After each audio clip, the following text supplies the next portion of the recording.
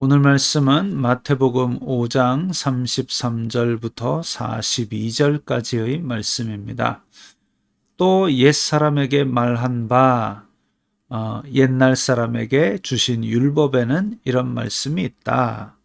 헛맹세를 하지 말고 내 맹세한 것을 주님께 지키라 하였다는 것을 너희가 들었으나 나는 너희에게 이르노니 도무지 맹세하지 말지니 하늘로도 하지 말라 이는 하나님의 보호자이며 땅으로도 하지 말라 이는 하나님의 발등상이며 예루살렘으로도 하지 말라 이는 큰 임금의 성이며 내 머리로도 하지 말라 이는 내가 한 터럭도 희고 검게 할 수 없음이라.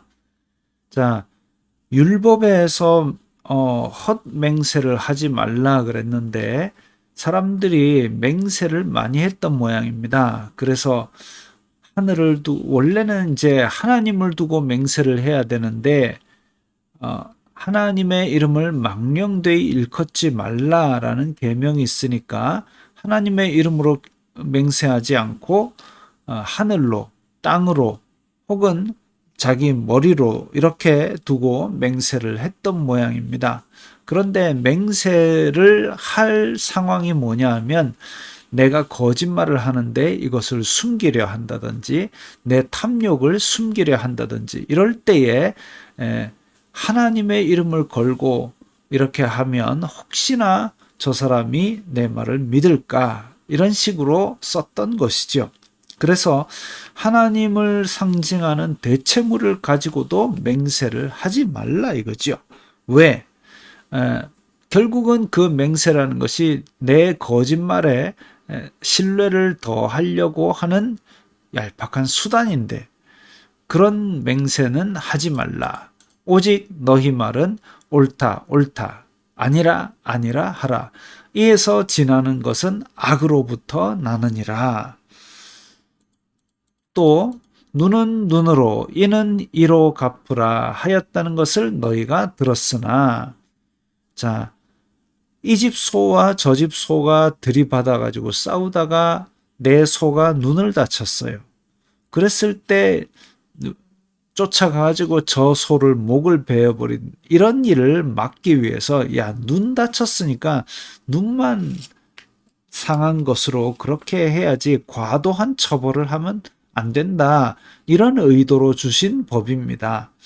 그런데 왜냐하면 이제 그때 당시에는 내가 손해를 보면 저쪽에서 갚아야 되는데 저쪽에서 갚으려 하지 않을 경우에 아니면 원수라든지 빚이라든지 이런 것들을 다 내가 갚든지 아니면 친척이 쫓아가서 갚아주든지 이런 식으로 되어 있기 때문에 과도하게 원수 갚는 일이 종종 있었던 것으로 보입니다.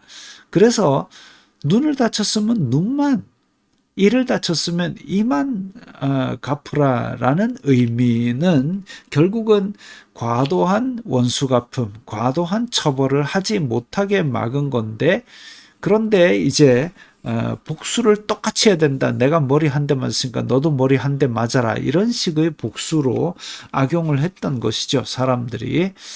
나는 너희에게 이르노니 악한 자를 대적하지 말라.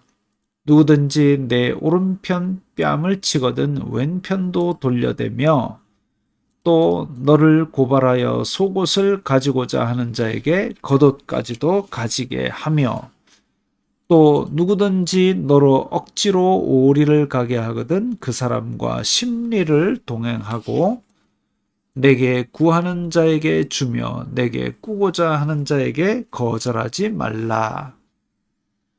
자, 참 지키기 어려운 가르침입니다. 원수가 나를 미워하는데 어떻게 이 뺨을 치는데 저 뺨도 돌려대며 내놔라 했을 때 내 것까지 더 얹어줄 수 있겠습니까? 참 어려운 예수님의 가르침입니다. 그런데 하나님께서 우리가 죄인 되었을 때에 원수 되었을 때에 바로 심판하고 원수를 갚지 않으시고 오래 참고 기다리셨던 그 모습을 우리가 기억하면서 어쨌든 이 가르침을 염두에 두고 어떻게 하는 것이 하나님의 의를 이루는 일인가? 어떻게 하는 것이 하나님의 사랑을 나타내는 일인가? 그것을 고민한다면 지혜로운 해결책을 찾을 수 있을 것이라 생각이 됩니다.